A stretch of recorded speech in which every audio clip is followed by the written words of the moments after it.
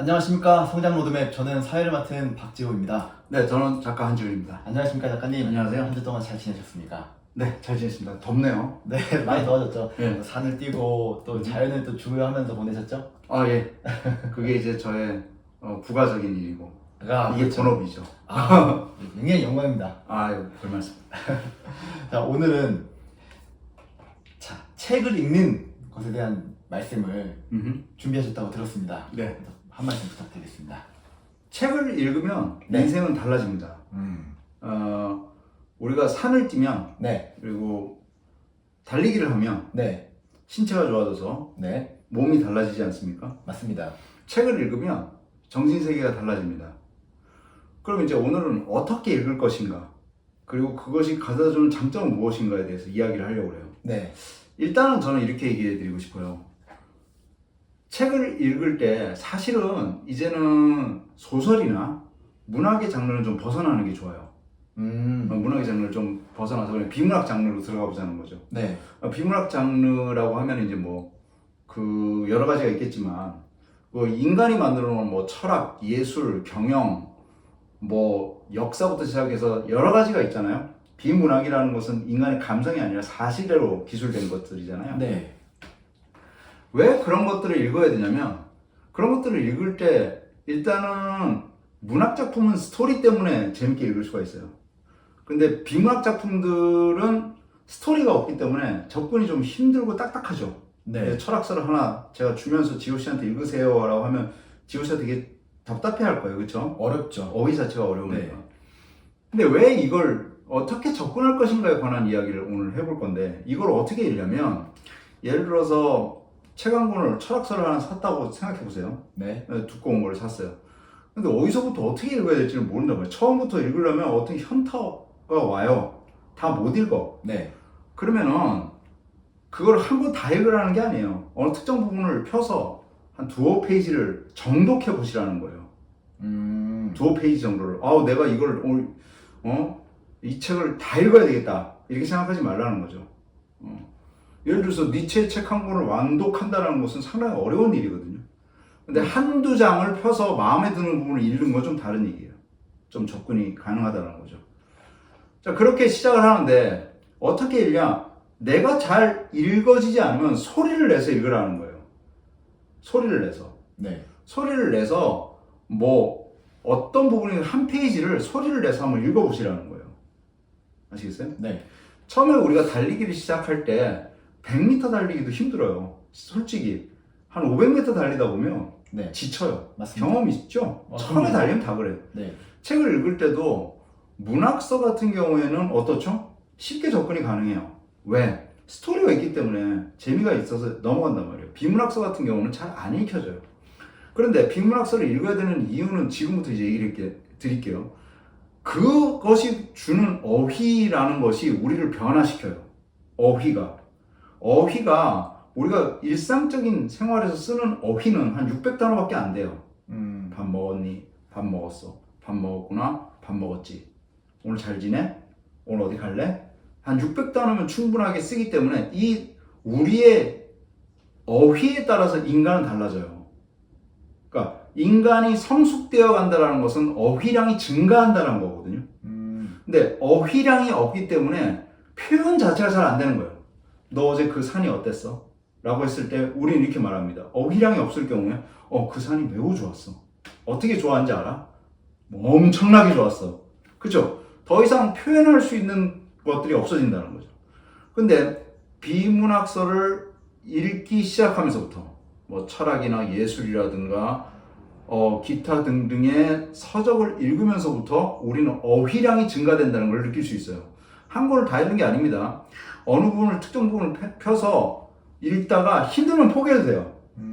또 그 다음날 다른 페이지를 펴서 읽으세요. 그러다가 어느 부분에서 굉장히 심오한 감동을 느끼고 심오한 논리력을 느끼는 부분이 있어요.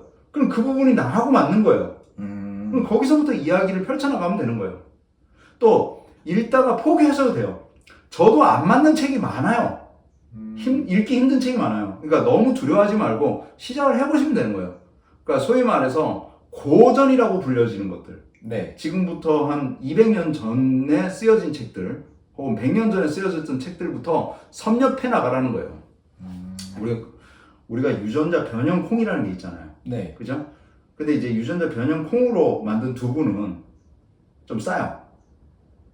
맞습니다. 예. 잘 아시잖아요. 예, 예. 그렇죠? 근데 왜 싸냐 이유가 있어요. 네. 왜냐면 유전자 변형 콩은 쉽게 접근이 가능하니까. 네. 근데 유전자 변형 콩이 나오기까지는 원래 콩이 있었겠죠.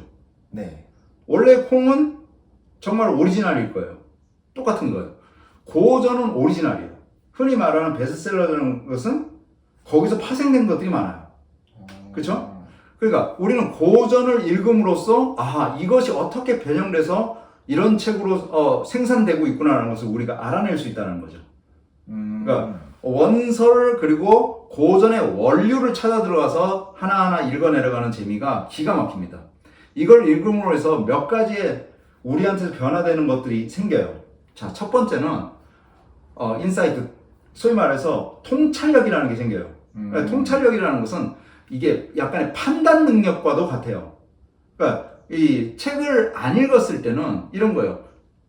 판단을 할 때 판단의 근거로 쓸 수 있는 것들이 적어요. 그러면 판단할 때 뭐냐면 나한테 즉각적으로 쾌락을 줄 수 있는 것들, 그리고 나한테 즉각적으로 현금화 될 수 있는 것들을 자꾸 선택하게 돼요.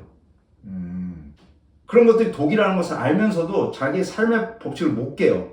근데 통찰력이라는 것은 내가 미래에 분명하게 행복해질 수 있는 것들, 미래에 내 삶에 크게 기여할 수 있는 것들을 선택할 수 있는 용기가 생기게 돼요. 그래서 통찰력이 생긴다는 부분에서 책은 거대한 역할을 해요. 두 번째, 아까도 얘기했지만 이 책이 주는 즐거움 중에서 가장 큰 것은 내가 글로 읽었던 것은 고품격 어휘로 말할 수 있게 된다는 거예요.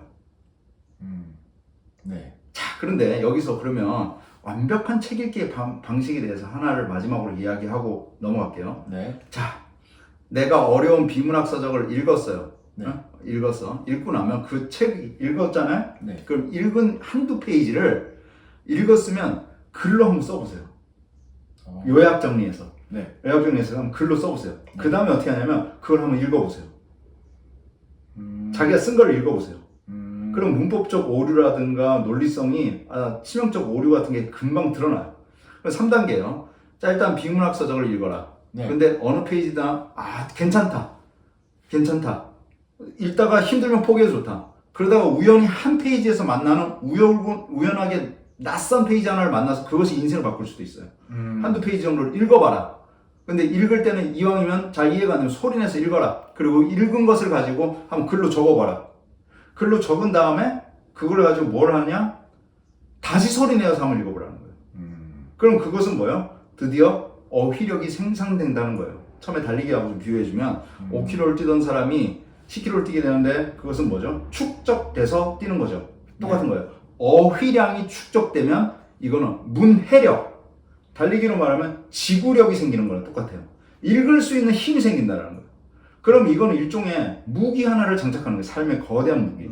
협상이라든가 설득이라든가 말을 할 때, 대화를 할 때 우리가 600단어를 벗어나서 품격 있는 언어를 쓸 수 있게 되고 그 사람을 우리는 교양 있는 사람, 어떻게 보면 품격 있는 사람이라고 지칭하겠죠. 이왕 사는 거 네. 조금 품격 있게 살면 더 좋지 않습니까? 저희의 존재 이유죠. 오늘 강의는 어떻게 들으셨습니까? 오늘 또 굉장히 신선한 주제였습니다.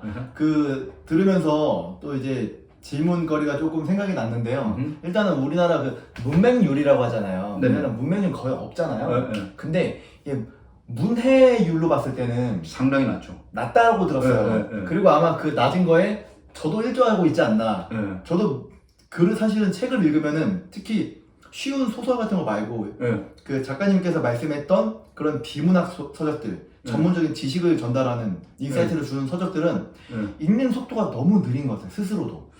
이게 문해력이 낮으면 인간에 대한 이해가 없어져요. 그래서 굉장히 그 단편적인 만남만을 가지죠. 그냥 인간에 대한 이해가 없기 때문에 피상적인 만남, SNS를 보고 그냥 만나요. 그리고 그냥 잠깐 만났다가 또 끝나요. 유행에 뭐 TV에 나오는 것들, 유행이 지나가면 그냥 끝나는 거예요. 그러니까 인간에 대한 고찰이 없기 때문에 인간을 인간으로 생각하는 것이 아니라 하나의 도구, 인형 이렇게 보는 거예요. 넌 예쁘니까 내가 사귀어준다. 너는 못생겼으니까 안 돼. 너는 좋은 차를 가졌으니까 이런 식으로 나간다는 거죠. 이게 기계적이고 어떻게 보면 굉장히 좀 낯선 인간관계인데 이건 신뢰라는 것이 전혀 느껴지지 않는 거죠. 그래서 우리 책 읽기라는 것은 깊이거든요. 깊이. 인간을 이해하기 위한 도구예요. 그래서 인간을 이해한다고 해서 골려먹는다는 것이 아니라 네. 그렇게 함으로써 문해력의 깊이가 깊어지면 깊어질수록 내가 대상에 대한 이해가 넓어지기 때문에 내 삶의 질도 당연히 어떻게 돼요? 올라갈 수밖에 없는 거예요. 그러니까 문해력을 기른다는 것은 육체적으로는 지구력 그리고 내 몸을 튼튼히 하는 것만큼 중요한 것이 문해력이다. 이렇게 생각하시면 정답이겠습니다. 그래서 아까 말씀 주신 대로 내 억지로 읽으려고 하지 말고 한두 페이지 읽더라도 그럼요. 꾸준히 하다 보면은 네. 문해력이 생기고 네. 그걸로 인해서 인간에 대한 이해의 폭이 넓어진다. 그럼요. 그렇죠. 그래서 요즘에 굉장히 낯선 이 세대잖아요. 세대 자체가 굉장히 낯설어요. 맞습니다. 그런 것들에 대한 이해가 생기고 그런 것들을 극복해 나갈 수 있는 힘이 생긴다고 확신합니다. 알겠습니다. 그러면 저도 책을 사실은 별로 안 읽었던 사람인데 또 우리 작가님을 만나 이제 체육 활동으로는 이제 달리기나 근력 운동을 하면서 또 이제 책을 읽는 활동도 병행하는 성장을 하도록 최선의 노력을 다하겠습니다. 함께 하시죠. 감사합니다. 감사합니다. 오늘도 들어주셔서 감사합니다.